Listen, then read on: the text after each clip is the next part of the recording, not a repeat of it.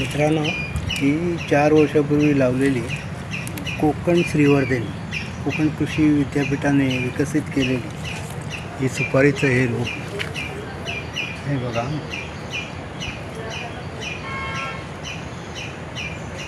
सुपारीला आता फळं लागायला सुरुवात झाली आहे.